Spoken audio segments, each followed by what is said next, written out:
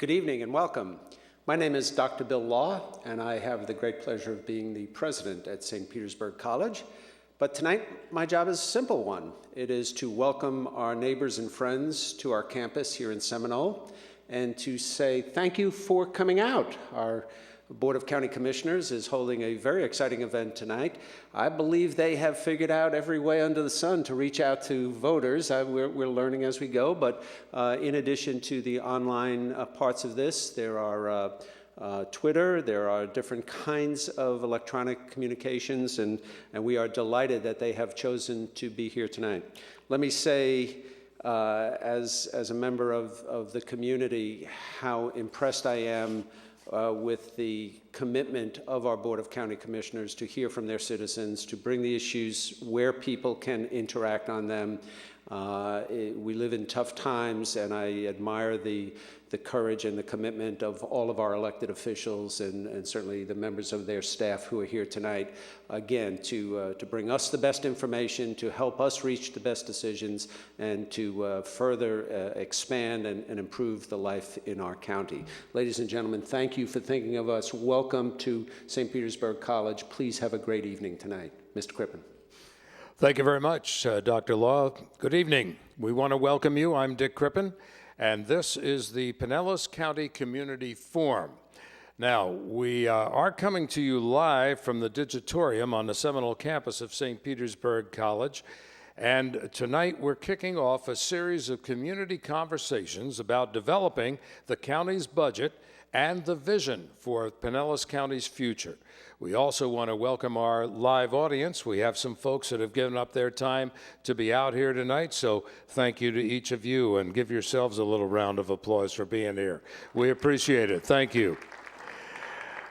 Now, our audience has just attended an open house where they've had the opportunity to talk one-on-one with the county commissioners and the staff about the challenges all of them are facing, and we are all facing them in very uncertain economic terms. How the county is balancing and even improving how services are delivered to you and where we're going from here. That's all going to be on the table tonight.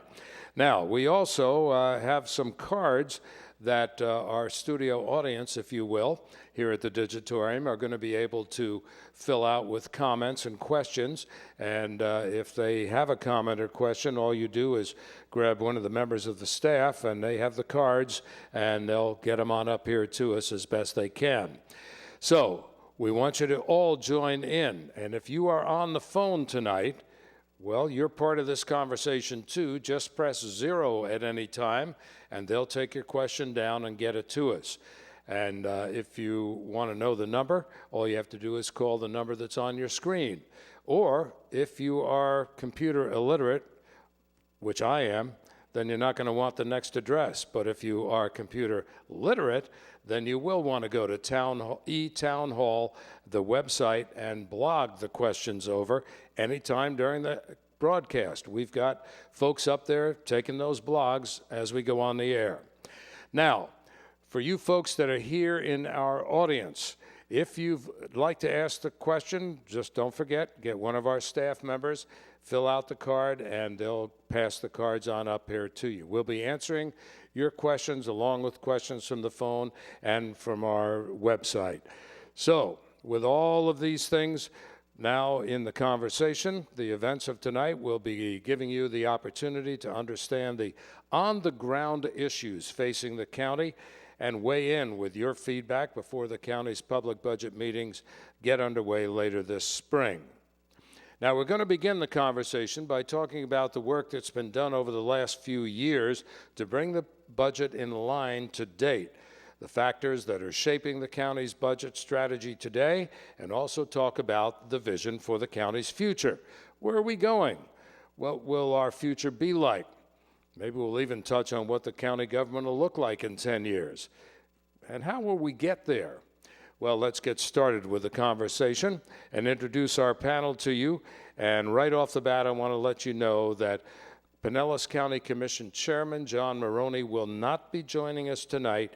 He is undergoing a second round of treatment for cancer and is not able to be here. However, we know that he's watching from home, so let's wish him all the very best for a speedy recovery. What do you think? Now, standing in, or as he happens to be sitting in for Chairman Maroney tonight, on the far end is the Commission Vice Chairman, Ken Welsh. And Ken, great to have you with us tonight. Dick, it's great to be here. Thank you for your community service and volunteering to moderate this session, and certainly thank you to all the folks in the audience and at home who are watching this. We look forward to an engaging evening. All right, we appreciate that. Commissioner Susan Latvala is also here, a veteran of the County Commission. Thanks, Dick, and truly is a pleasure to be here and use all this technology to connect to our citizens. If you want to talk to your county commissioners, there is a way to do it, and we're proving that tonight. So it's a challenge many times for people to get in their cars and drive to where we are, but we've found other ways for you to connect with us, and really happy to be here tonight and have this opportunity to talk to our citizens. Great, thank you very much. Commissioner Nancy Bostock. Nancy? Hi, good evening. I just want to thank everyone who's participating, all the folks who came out tonight and everybody out there on the telephones and on the blogs. Thank you very much for your input, and we'd love to hear from you tonight, but also even beyond tonight, by email, by phone, by whatever method. Let's let this be the beginning of a conversation, not just a one-night event. Excellent. Commissioner Neil Brickfield. Thanks, Dick, and glad everybody's here this evening, and also in TV land, computer land, telephone land. It's all good. If your question doesn't get asked tonight, I just want to let everyone know we get a list of all the questions, so your question will be seen even if it doesn't get asked, but I'm looking forward to all your tweets and all the other questions. Thanks, Dick. All right, thank you very much, sir. Also, Commissioner Norm Roach. Thank you, Dick, very much, and thank you folks for coming out tonight, and a special thanks to St. Pete College. I'll be more than happy to give you a plug here, because if you haven't been to this facility, it's phenomenal. Even sitting here looking out, up here on stage looking out at all the technology that's here is amazing. So don't let your interest here stop with this evening. Keep it going on and on. And thanks again, Dr. Law. We appreciate you. And next we have Commissioner Karen Williams-Seal. Good evening as well, and I just want to express my appreciation because all of you out there in TV land, et cetera, and in the live audience have busy lives. And so for you to take a personal interest and to attend this meeting and to express your thoughts about county government, I sincerely appreciate that. All right, and rounding out our panel tonight is going to be County Administrator Bob LaSala. Good evening, thank you, and I want to reassure you that the staff is here to provide you with the information that you're looking for, and know that this board is committed to a very transparent and engaging county government. So thank you for being here tonight. Thank you very much, sir. We'll be with you in just a moment, because first of all, I want to remind everybody that's calling in that when you're on the phone line, press 0. And that'll take you to the service that we have that'll be able to take down your question and get it to us. So that's on the phone, you press 0 once you're connected in. We're going to start with Administrator Bob LaSala, and give us a brief snapshot of the budget situation as it stands right now. Well, the county has to operate with a balanced budget, and the board has been very prudent in expecting us to set aside the appropriate reserves for the long term, as well as to plan financially for the long term. While we're experiencing a continued drop in property values, we're beginning to see the bottom forming. That's not to say we're not going to have difficult decisions and choices, but the board is going to talk a little bit about priority setting that they've been engaged in to set the direction and the policy framework for us to bring forward a budget that works. All right, now we're going to go to Vice Chairman Welch, because over the past 4 years, the board has sort of rolled up their sleeves and done some really tough work identifying major program and service reductions to offset the county's declining revenue streams and increased costs. Now, this has led the board to undertake a new vision for the county, a new strategic direction. So, Commissioner Welch, can you tell us a little bit about those strategic direction sessions and where you are in that process right now? I will, Dick, and I've got an hour to do that, right? Yes, exactly.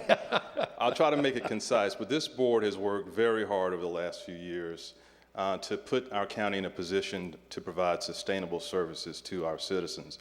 Like any other organization or family or individual in our nation, we have to adapt to the current environment. And some of the things which are affecting county government is, of course, the recession, reduced resources, reduced personnel, legislative mandates, while at the same time the demand for services is in some cases increasing.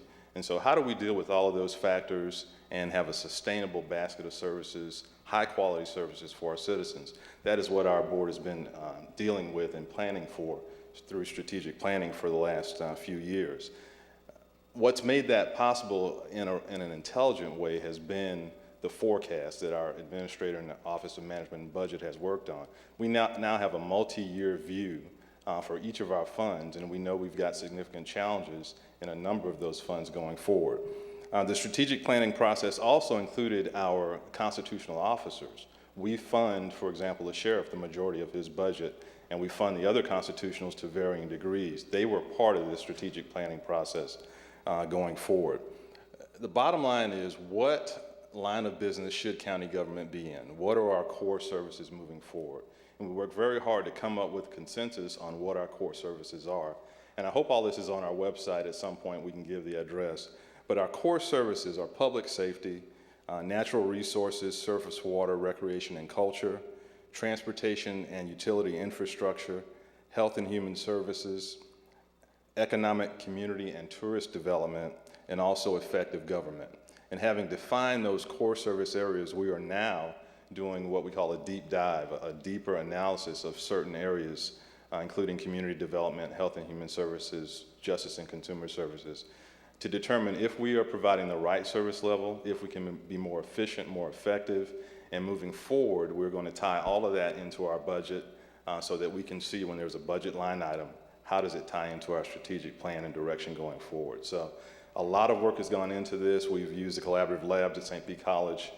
We almost live there, it seems like. But we are moving forward in positioning this county government to have a sustainable set of services going forward. So those services, are they the key elements that you are looking at? Those are the key elements, but also collaboration is a key element. There's a guiding principle called 25-1, and I think Commissioner Roach actually threw this out there first, where every part of this government, every city, the 24 cities, the county government, nonprofits, faith-based organizations, we all have to be part of this plan going forward to define that set of services and then to find the best delivery method. All right, let's throw this one out there, and any one of you are free to answer this, but what are the principal elements of the board's vision for the county? Anybody want to jump up on that? Nancy, do you want to give it a shot? I can. During our strategic planning session, we purposely did not address a formal vision statement. The idea being there was plenty to talk about along the lines of what Commissioner Welch just outlined for us, rather than getting caught up, as I tend to do, in the wordsmithing of a specific vision statement. But what we are looking at is, how do we do more with less to fulfill the needs of our community? And we didn't craft that into a formal statement, but everything that we've done through the strategic planning has been centered around that. And there may come a time when we don't have a tough budget to craft and we can stop and take the time for a formal vision statement, but that's not today. I think we can all understand that, to be very honest with you. From our audience here in the Digitorium, they would like to know, or this particular person would like to know, have you considered suspending a certain project, you know, to better balance the budget? Karen, could you? We have suspended many different projects.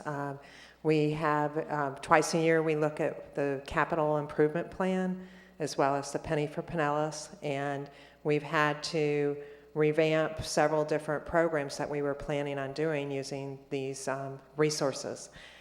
We originally were going to do some more community centers, some more recreational type facilities, et cetera, and a lot of those have been dropped from the budget. We've even had to go into my favorite area, unfortunately, which is transportation, and try to relist the road projects that we're capable and able to do. The budget has been scrubbed in every direction you could ever imagine, and I'm very proud of where we are, because we are still delivering quality services. I'll bet not at the service level we used to, but I still think we are delivering. All right. Now, this is for Susan Latvala, and that's interesting because Susan and I had a little discussion along the same line earlier. This is from Steve, who blogged in. So the E part of it is working just fine. He wants to know, are there any plans to eliminate the $5 parking fee at Fred Howard Park? No, there aren't at this time. That was one of the toughest decisions we've made, and actually we worked on it for about 3 years, trying to find other ways to meet the needs of our massive park department without having to implement a fee. But when the rubber hit the road, there were only 2 parks that didn't have a parking fee. It's not an entrance fee, it's a parking fee. And all beach access in the county, you pay a parking fee to use those facilities. Had we not implemented that fee, we would have been forced to close our parks 2 days a week. And that's when we finally got to the place where we knew we had to do something. We had made every cut that we possibly could, and the alternative was to close the parks. That was not acceptable to me. I don't think it'd be acceptable to a lot of people, so we urge all of you to clean up. Help us out that way, and maybe those fees someday can be eliminated, I would imagine. As far as things like that, I mean, those are some of the tough decisions, and Norm, I know that's just one of the decisions that's been fought for several years. The park fee decision? Yeah. Yeah, that has fought. I wasn't in favor of it, but it's a tough call. The revenues that are happening, the reality is the money is going away. There's no sense in trying to play political games with it. That is a truth. The revenues are going down as property values go down, and you have to look for better ways to fund those services. It was a tough decision that I wasn't happy with, but then again, the reality is we have to find ways to keep our parks going and all of our services. And that speaks back to the strategic planning and the ideals of going down to our thoughts of what are the real core services that we are to provide here in Pinellas County as a government, then looking at the level of service we want to provide, and then matching that with the revenues that we have and able to do it. Very much like folks out here, sitting out here and at home. You don't go to the grocery store without understanding what kind of money you have in the bank and what you could spend. And we're at that point in government, not just here in Pinellas, but I suspect all over the country. So those are tough decisions. They have to be made, and that's what we're elected to do. So let's go to Neil Brickfield. And Commissioner, with that in mind and those tough decisions and having to make those cuts, I just have to imagine that forecasting has really helped the commissioners as a board to look ahead and try to determine how it's going to affect down the line. Absolutely. In fact, thanks for asking that, Dick. We have a forecast model that forecasts out 10 years, I believe, and you'll see the chart up there in a while. It's been, for me, a huge help. And I can give a very specific example. 2 years ago, we had a choice: were we going to cut $40 million and the $40 million the following year, or we're going to cut 60 the first year and 20 the second year? Well, that was a 4-3 vote. We decided we were going to cut more, $60 million, because we could see down the road, the forecast, how that was going to play out over the years. And fortunately, we did that because now we have a $20 million stabilization fund, and hopefully we're going to be able to use that to soften the blow as we face budget challenge going ahead. If we had gone the other route, we could see right away that we were going to have challenges that grew each year. This way we have insurance, and for me, that decision was made because I could sit there and look at the forecast and see where it was going over the next few years, and it gave me great confidence in that decision. All right. I'm going to go back to Ken Welsh on this one. vice chair of the commission. You've been on it for quite a few years, and you know how that handles. But you talked about the strategic plan, and you talked about the forecasting and all that. How have the key assumptions changed moving into this budget cycle, and how do they influence the overall forecast? Well, there are a number of key assumptions, and I just want to give our staff, our administrator and our staff credit. The budget message and the forecast, which is available online, is one of the best local documents that you can see anywhere. And I've looked at NACO documents, documents from around the state of Florida. If you look at that, you will see that the old assumption that the state of Florida used and that counties use, the assumption of growth, the assumption of being able to fund your government through sales taxes and property taxes, is no longer true. When you look at our funds, whether it's EMS, our general fund, our transportation fund, a number of those funds will move into a deficit situation over the next 5 to 10 years. And so that, to me, is the key assumption that has changed the way we do business. We have, as Commissioner Brickfield said, have worked very hard to cut beyond what we needed to do on a year-to-year basis so we could build up a $28 million stabilization fund. So we are in a better position than most local governments. One thing you can't forecast is a cost shift from state government, for example, like we just received with the Medicaid cost shift that will eat up $12 to $20 million as an estimate of that stabilization fund over the next 5 years. So those are the kinds of things that you cannot forecast, and now we are going to have to scramble to try to see how we're going to deal with that particular cost shift from the state. All right, we've let the administrator sit kind of quietly over here. Now we'll put him on the hook a little bit because we have a call from Martin in Clearwater. He wants to know, what is the revenue shortfall this year, the budget this year, and was there a revenue shortfall last year? Well, our revenue shortfall was just increased as a result of a bill that the governor signed to shift costs from the state government to counties throughout the state of Florida. And we're looking at a cost shift that's up to $24 million over the next several years, as Commissioner Welch mentioned. In addition, we've got about an $18 million gap to close. Now, the board wisely anticipated that this day may come, and over the last several years has been setting aside some funds so that hopefully we can work towards a smooth landing. Had we not been handed an unfunded mandate from the state.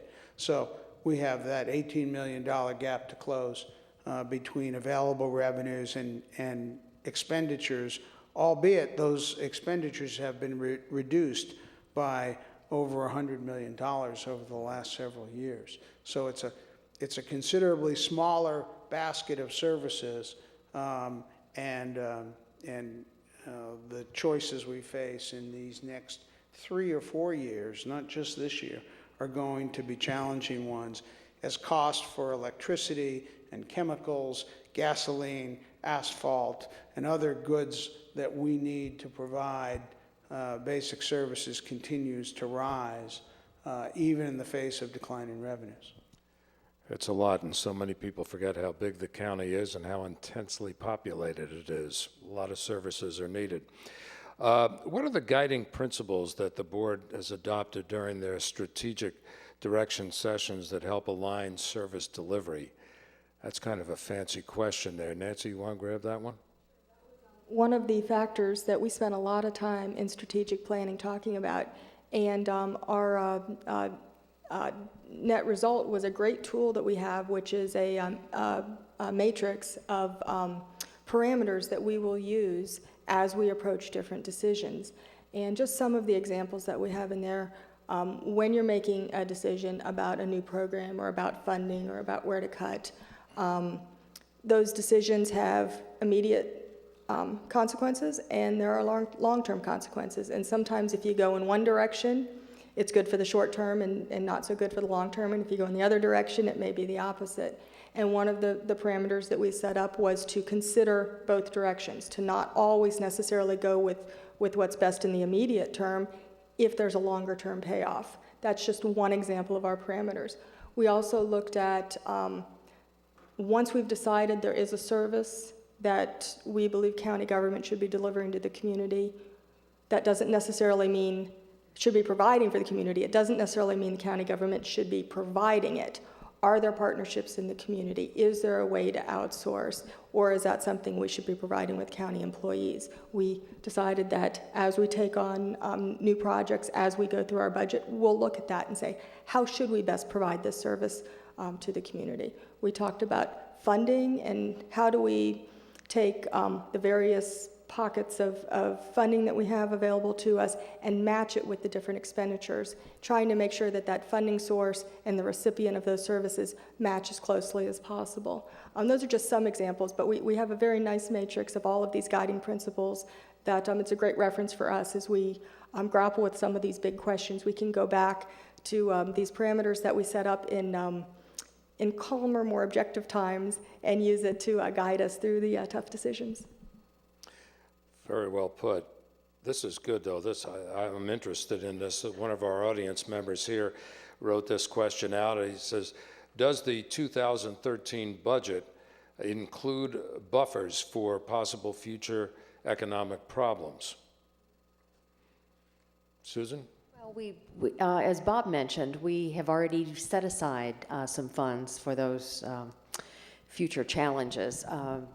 We'll need to continue to look at doing that, but as also was mentioned, the mandates from the legislature coming down to us may eat all that up, which will force us to kind of step back and figure out how to move forward next year and the year after and the year after. We have a plan. We have a good plan, and we had those dollars set aside to help us with a soft landing. And it looks like the legislature has taken that away from us. But we will always be looking at ways to look forward and have a cushion for things that come along that are unexpected. This board has set aside substantial reserves so that in the case of a catastrophic situation like a hurricane, the resources will be there to respond to the emergency situation that will undoubtedly need to be addressed. Furthermore, and I think some of the board members touched on this earlier, with the forecast, they are able to see what the impact is of adding even one position to the budget over the long term. And so they're able to set a course that is tightly controlled so that the level of service can be sustained over a long period of time and not grow uncontrolled simply because there's more revenue coming in. All right. The Sheriff's Department was brought up and pointed to earlier as one of the budgets that you're obviously concerned with. I'm not sure whether this came in on a blog or a phone call, but this is about the Sheriff's Department and the county making sure that the salaries are comparable there, because they're saying if not comparable, what happens to the quality of service we get when these types of problems take place. So they plead, please look into this. The county's future and deputies who love this county depend on it. So they're concerned about keeping everything where everybody else is. Neil? Thank you, Dick. First of all, public safety is the #1 funded service your county provides, whether the sheriff or the ambulance or the jail. So our commitment here, and I think I speak for everyone, is public safety #1 priority of local government. With that said, our sheriff, Bob Gualtieri, represents over 50% of the general fund budget every year, year in and year out. We pay for a jail, it's very expensive. We pay for sheriff's deputies. Labor is the #1 cost. With all that said, crime in Pinellas County has been going down. We live in a very safe community, don't we? That was the audience reaction part. And the sheriff's deputies, like all government employees, have been asked to do very tough jobs. The sheriff has reconfigured his office, and we have funded it, and this board has worked with the sheriff in a collaborative way and tried to deliver on every request he's made, which was usually, let's have a little more time to work this in. We don't control the sheriff's deputies' salaries. We do control Pinellas County employees' salaries. I don't think any employees have had a raise. I think we're going on to year 5 without a raise for any Pinellas County government employee. So this is something I think we all want to address. It's not getting easier when we're handed another $6 million deficit on top of the one that we're forecasting. So I don't know how we do that. I know that's something that each of us have talked about in our planning sessions, that this is something we want to address and we want to figure out how to do it. Okay, I know Commissioner LaValle, you almost jumped in on that question. Do you want to add something to it? Yeah, and Neil touched on it a little bit, but all of our employees have suffered by not having pay increases. And it's so important to us to keep a high level of trained personnel in every department. My greatest fear is that when the economy starts bouncing back a little more, we'll lose those employees to private industry. And we will lose all that wealth of knowledge and information. We've got wonderful employees, dedicated, committed. They've hung with us through these very difficult times. And I think a priority for all of us is to find a way to give them a raise as soon as possible, whether it's law enforcement or the people that clean the buildings and maintain the parks. They all deserve raises. And it's all part of it for sure. Commissioner Bostock? Just to add, this is a great example of going back to our decision-making parameters of short-term and long-term. Because as much as I know we all want to do better by our employees, I know our sheriff wants to do better by his deputies, even if we had just barely enough money to do that now, that's wonderful. That's a short-term benefit. Employee morale, retention, that's wonderful. What we have to look at when we're looking at the forecast, when we're looking at the long range is, are we setting ourselves up for layoffs the next time the revenue comes down, or we have another unfunded mandate, or what that next challenge is. So in the long term, that may not be the right decision. And it's a great example of where you really have to balance all of the short term and the long term and try to come up with a decision that is going to balance the pros and cons of each. Recently, there have been some stories out about the real estate market, for one, starting to improve. It's slow, but it's starting, and there are positive signs of things turning around. Our tourism business has been exceptionally good for the last couple months. This is from the audience, and it's for anyone to be assigned if no one volunteers. What have you learned that should or should not be done in the future during boom times to prepare for a future crisis? I figured you might. Look, we have all learned a lot of lessons along the way. One that stands out to me, and I'm thinking back to Commissioner Bob Stewart, is the effect of building new things funded by the Penny for Pinellas, and then not factoring in the operating costs of those buildings or bridges or whatever down the line. Years ago, we adapted our process, and when we build a new facility funded through capital dollars, we are working in the cost of operating that long term. But to me, that is one of the biggest lessons learned. Now look, we did, during the boom, set aside a lot of that money, in fact, most of that money, into reserves, and then we spent those reserves down. So we didn't just go spend all the money from the boom. But one of the lessons learned is when you're building capital projects based on a dedicated funding source, you got to look at the other side in terms of how you operate that, especially through general fund dollars. All right. Well, here's a phone call from Teresa, who says, I'm an active user of the library system and understand the co-op between libraries may stop due to budget cuts. She says her son uses it for school. Will that program end? Who knows about that? Karen? I'll be happy to take that one. The library system in Pinellas County is absolutely phenomenal. And we are working towards a cooperative agreement. It's already been in place for nearly 20 years. This would be for another 10-year renewal. And we are working with the unincorporated areas as well as the cities to come to an agreement. I think it's such an important source of funding for our libraries and for our services that I truly believe this Board of County Commissioners will work diligently to make sure that we find a suitable agreement and keep those libraries open. Yeah, there you go. Absolutely try to keep those open. We're going to go to the administrator again. Could you explain the impact of any potential new mandates that could affect the budget? Well, as we discussed earlier, this Medicaid cost shift will be dramatic, and the board will have to make some very tough decisions. The Florida Association of Counties is working with all 67 counties in an advocacy position with the state in trying to address this issue, to explore it further, and to get the state bureaucracy to understand the full impact this is going to have statewide to the tune of over $300 million.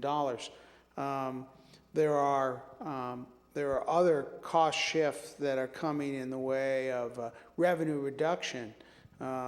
There are considerations on the November ballot that may reduce our share of the tangible personal property tax, and or change the amount of exemptions on property, on general property tax. So that could have another adverse impact on our budget. And again, we'll have to make the adjustments because we have to have a balanced budget, and we'll find a way to live within our means. All right. Well, we have a mandate question, this one for Commissioner Roach. From the blog, how could the Florida Supreme Court ruling regarding the FRS pension plan affect the 2013 budget? Will the county need to make additional contributions if the court orders a refund of the 3% employee contribution? And does the county have those funds? Any particular order? I think you got a triple on that one. That's right. Ultimately, we're going to have to wait to see how it plays out in the court. That's the bottom line. But the magic number is 13 million that everybody needs to keep in their minds. The budget stabilization fund that you've heard talked about earlier was $20 million. But when this was happened, the board decided to take the $9 million that was impacted and put that into that stabilization fund, I think wisely, and maybe in anticipation that something might happen. It really depends, as I understand it, depending on what the courts do. The state would be responsible for paying that back, but as you've heard again here tonight, a lot of talks of what is called unfunded mandates, a very, very popular thing in Tallahassee. So I think we ought to prepare for that. The hit would be about $13 million. It actually helped last year, that savings, balance our budget. But we should not work, in my opinion, we should not work that way. We ought to be preparing for this to come back at us and recognize that if that happens, that's going to add on top of the existing shortfall another $13 million that was there before but wasn't. So I'm glad that we decided to put it into the stabilization fund and not to immediately assign it or anything of that nature in anticipation for this, and the government does good things at times. I'm a critic as well, but we do good things at times, and that was one of them. But ultimately, the magic number is $13 million, and ultimately we will have to see how the courts rule on this, and we're going to have to deal with it one way or another. We will have to address it here on our local level. I hope this is giving all of you an opportunity to understand a little bit of what the board is going through as they consider all of these things and try to serve you well. And I'd like to remind you, if you are joining us by telephone and would like to ask a question, all you do is press 0 at any time, and you'll be able to ask your question, and they'll relay it up there. Matter of fact, Rodney just did that. So congratulations, Rodney. You got it right, because here's your question. What plan does the county have to increase revenues so they don't have to make cuts? Wow. That's an interesting question. Anybody want to jump on that? I'll jump on that. Okay. I was waiting for Commissioner Brickfield to jump out in front of me. I thought he was going to. He didn't. One thing we've already done was the park fees. I mean, we're trying to focus on user fees. In some cases, I think we've gone too far in terms of the building fees, and we rolled some of those back last year because it was having too much of an unintended consequence. But the park fee, I think, is a good example of where we've identified a user fee that we can use to support a particular service. On the other side, there are collaborative efforts that we can do to reduce costs. We're looking at consolidating our 911 communication service, for example. That is happening right now. with the sheriff. We've eliminated the county commissions, the administrator's IT department, and combined that with the county-wide IT department, eliminated several positions there, a cost savings. We're looking at consolidating our county-wide GIS system, geographic information system. We're looking at 2 regional systems and centers in terms of regional facilities consolidation. So those are not new revenue sources, but they should reduce costs and provide the same effect. Bottom line, at the end of the day, when you look at the number of funds, I think we have 10 funds, a number in a deficit situation. Down the line, you're going to have to look at some kind of revenue adjustment. We did that for EMS last year. But first, you have to consolidate. You have to find all the efficiencies that you can first, and that's the tack that we're taking right now. Out of curiosity, has the board sensed anything? Again, I told you I had a conversation with Commissioner LaValla earlier on the park fees, because I'm close to Fort DeSoto Park, and quite honestly, a lot of my neighbors go down there and the fee hasn't made a difference. They've been willing to pay it. Susan? I haven't had a lot of pushback on it. There are a couple of people that we keep hearing from, the same ones, and but generally speaking, it's been okay. It's been accepted. And I think because we spent 3 years actually making that decision, I think the community understood that there was an alternative which was worse than paying that parking fee. And again, it's important that we believe that the people who use a particular service help pay for it if it requires that kind of funding, and that's the case. Great. Commissioner Bostock? Yes, several of us had the opportunity to go down there and visit with the Friends of Fort DeSoto, a wonderful volunteer group that supports us down there. And during their celebration, one of the wonderful things that we heard that night is that their attendance figures are absolutely right on the mark. They're very strong, and they have not seen the decrease that was feared. And by the way, they can volunteer. Absolutely. Go ahead, Neil. I just want to point out that Pinellas County residents have made a tremendous commitment to land use. As Commissioner Steele taught us, when you combine all the city parks, county parks, preserves, and beaches, 30% of all the land in Pinellas County has been set aside for parks, preserves, beaches, and city parks. That's incredible in the most densely populated county in the state of Florida. So we've made a commitment. And although there is a parking fee at Fred Howard and Fort DeSoto Park, which I didn't support, wanted to get that in, but although there is, you can still use those parks. If you go to Fred Howard Park, you can use the land-based side of it. You have to go out on the causeway to pay if you want to use the beach. And at Fort DeSoto, that's that long causeway. I think it's about 3 miles, 4 miles long before you get to the parking fee collection. So there's lots of opportunities for you to still use those parks for free. You just have to pay to park if you want to use the beach part. And I've heard from a few, but I haven't heard from many people. Most people like our parks. They share the long-term commitment in Pinellas County preserving parks. Well, because of that, the volunteers as well as the fee, the parks are clean, they are usable, and they're good. And by the way, no charge for bikes. Or rollerblades. How about that? Obviously, you're into the rollerblades. I'm into the bikes. All right. What kinds of cost savings have already been found? What are the resultant economic benefits? We've talked a little bit about that. Who wants to jump in on that? Well, Bob, you sit there on top of that little pinnacle that you've got there. We have made significant strides in efficiency in our fleet. We have consolidated and eliminated a wide array of equipment, and we're cross-utilizing equipment within departments. We have flattened the organization. We have and merged functions so that we can maximize the manpower and the talent across departmental lines. We recently merged Public Works, Water, Sewer, Solid Waste, Transportation into one very large department, and created a consolidated engineering department, for instance. We have worked closely with not only the clerk of the court, who is the finance officer, but with our information technology operation to maximize the use of technology, of information systems, so that we're more productive and we also are enhancing the decision process of the people who remain after very, very significant downsizing. All right, let's go to Commissioner Seal. How has the volunteer program increased value for the citizens of Pinellas County? And to me, that's a loaded question for you, because I know that's one of your favorite ones. This is one of my favorite areas, and this was an initiative that I discussed with Mr. LaSala over 2 years ago.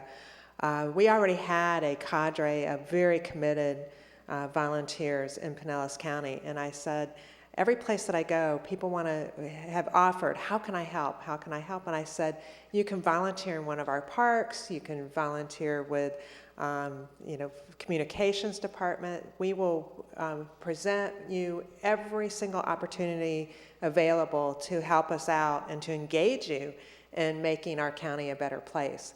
And so I am proud that we have increased in the last year by over 1,000 volunteers. We now have 4,000 volunteers, and last year their collective worth of what they offered was $3.5 million. Now that is a huge hole in our budget that these volunteers are filling. And I have to tell you, they are as pleasant and wonderful as they can be. We had many here in the audience tonight. Many were outside during the meet and greet, and they are just a part of county government as everyone is, and we thank you. Norm, I have to think one thing as I hear all this discussion, and that is that we're also learning to streamline. And by doing that, when the boom times, hopefully, come, it'll be a lot more efficient. It will, and I think, the politicians and the pundits and what have you do a wonderful job at sort of convincing a lot of folks that the act of paying taxes is a problem. But we're all adults. We need roads, schools, bridges, fire, police. We know that. We know we have to pay taxes for that. So the act of paying taxes isn't a problem. The problem may be what our elected leaders do with the tax dollars. That may be really what it is. And through our strategic planning, through the lessons learned from the last sort of bubble issue, I think as rough as it is, you have to look at how do we come out on the other end of this? How do we come out knowing better, more efficient, more effective? And that is the lesson, most important, I think you learn going into that next time, back to sort of what Ms. Commissioner Welsh touched on the Boone question. It's, you also have to now recognize it and know that that money may not be sustainable. So you have to, tying right back into what Administrator LaSala said with that forecast, you have to now look out way beyond and know that, yes, there may be another bubble, if you will, that comes in, but that we've learned, I think, that those bubbles will burst. So forecasting forward and looking at all that revenue and saying, oh, this looks good now, what can we do with it? Because we want to help. You want to provide better services for the citizens, but what is that long-range impact on it? What is that lesson we learned from the last time? So as tough as this has been, I think you have to just look at the positive of it. What can we learn from it, and how do we avoid it going forward? And there are some good lessons that have come from it in terms of efficiency, some good results that have come in terms of consolidations that were tough lessons to learn, but they've resulted in good positive outcomes. So that's it going forward. I said I thought it was exciting once, and I think it was Commissioner Valor was like, what do you mean exciting? This is actually, it's tough, but it's exciting because there are great opportunities to learn and improve and avoid it going forward. So I'm really excited about the strategic planning we did, because it was the first thing I went right into when I came in. And then we've had our second session, like Commissioner Welch said, we outlived there for a long time, and it produced an extremely, and I urge you to look at it out there or go to the website on it, a extremely well-planned, well-thought-out plan, if you will. And I'm really looking forward to the next steps I think it's a great guiding plan for us. So it's doom and gloom may be around, and folks may read stories about it and all that, but the truth of the matter is it's learning, and we're just going to have to improve and how to do it better from here on out. I think it can be some very good lessons in there. Commissioner LaValla, we talked about volunteerism. That's kind of a partnership. What other kinds of partnerships are available or being used to better deliver services? We are certainly open to any partnerships. We have and will continue to talk to the cities about what services they're providing that we're also providing and who can do it better, cheaper, faster. We, as well as the cities, face the same budget challenges, and we've talked about this as long as I've been in office, and probably all those elected way before me, about the inefficiencies in duplication, and we have a lot of that in Pinellas County. So now the conversation is much more easy flowing because of the financial situation that we're all in. So we're ready, willing, and able to partner with anybody that wants to. We're helping the school district right now. We have excess lines to carry, Bob, what's the word what do you call it? Fiber optic, thank you. I'm not a techie. But we have excess fiber optic opportunities. The school board is going to use ours instead of paying for that service. So I'm really happy about that one. And there are lots of other opportunities like that that we'll continue to seek out. Consolidating our departments has been very effective, very cost effective. We'll continue to look at those. But I think the big opportunities in the future are going to be working with other government entities and consolidating with them. Whoever, and we don't have any pride in who does it. It's who can do it better, cheaper, faster, and provide that citizens service and for a better price. Excellent, thank you. All right, we're going to go back to the administrator now, and we're going to ask, how is the county identifying new potentials in service delivery through staff training and development? Well, we have a very dedicated workforce, and we continually look for opportunities to sharpen their skills, to maximize their talent and capability. How do we do that? One example is we're putting an emphasis on team problem solving. An example is in the new Department of Environment and Infrastructure, a group of employees came together on their own to look at how they maximize operations and maintenance under this merged structure. And they've come up with ways to be more efficient and effective to optimize that service delivery.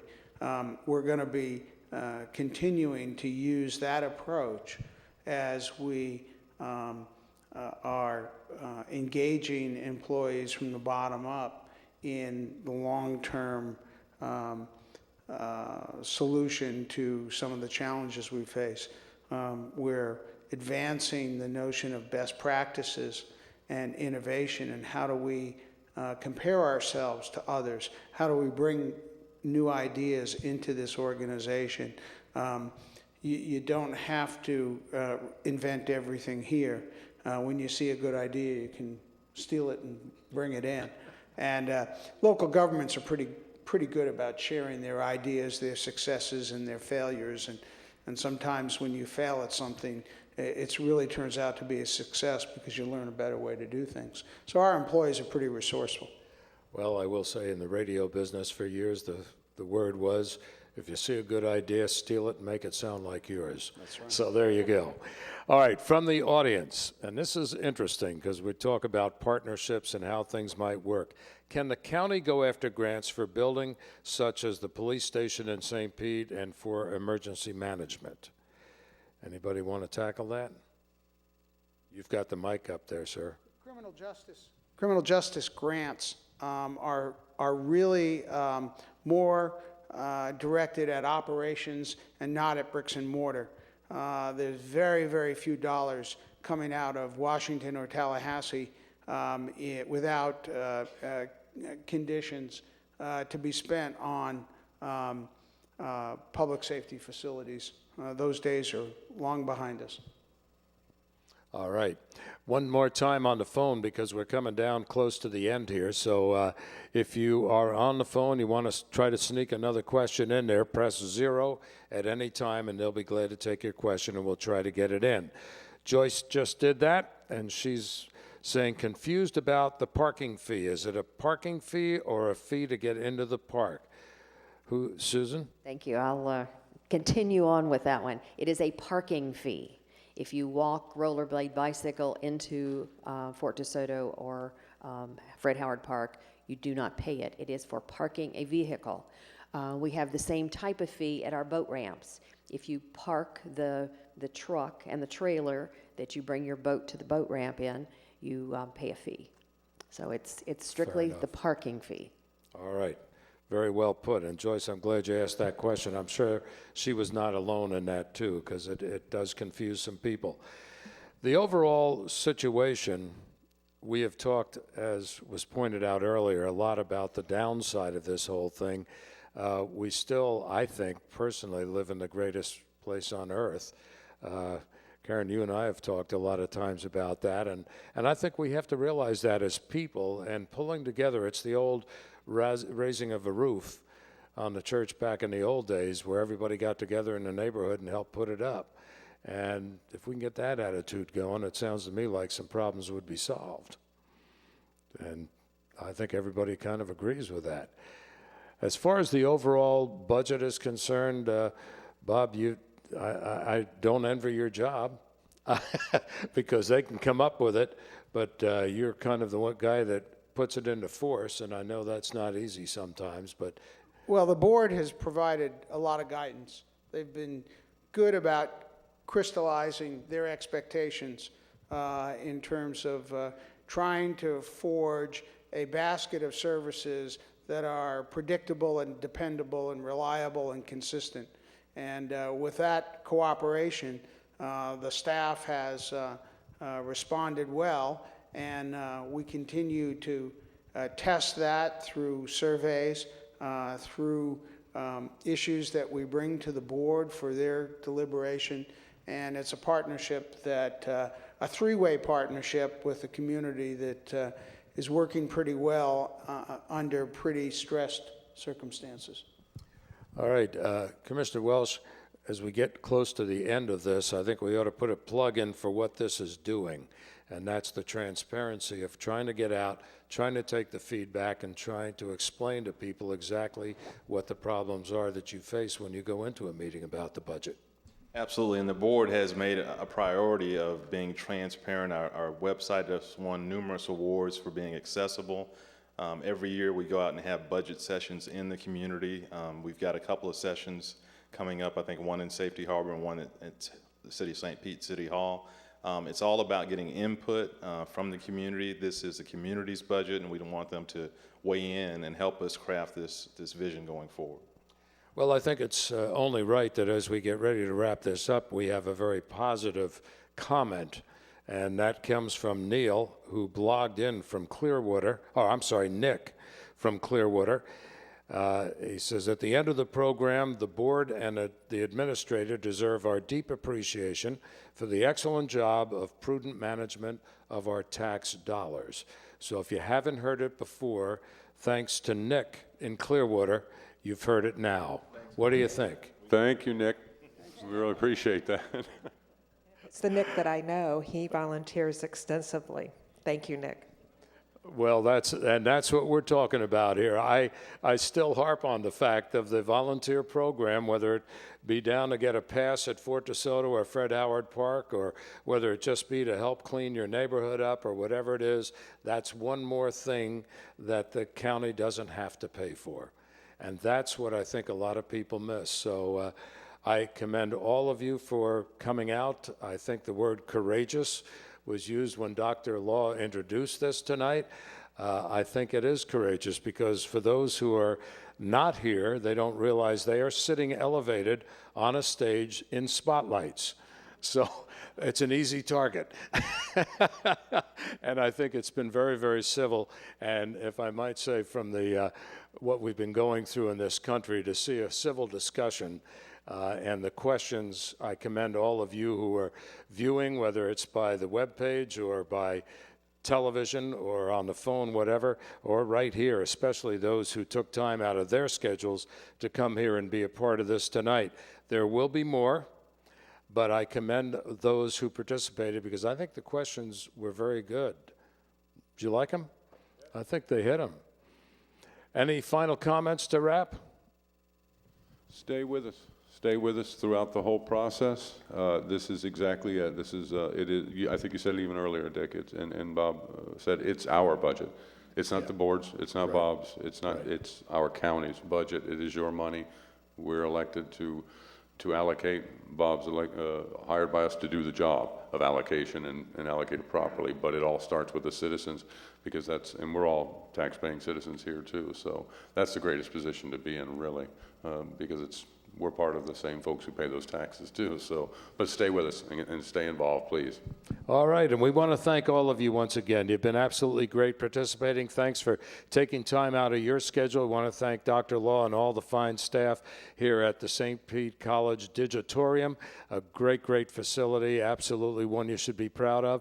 Thanks for joining us. Our next community outreach event will be Thursday, May 10th. That'll be at 5 p.m. at Safety Harbor's City Hall. It'll be followed by a budget information session on Tuesday, May 15th at 5 p.m. at St. Petersburg City Hall. So please plan on coming down to those events and sharing your thoughts. And if you'd like more information about the county's budget development process, please visit the Citizens Guide to the Budget. It's on the website at pinellascounty.org/budget. Again, thank you for joining us, and please join us again for another eTownHall event. I'm Dick Crippen. Have a good evening.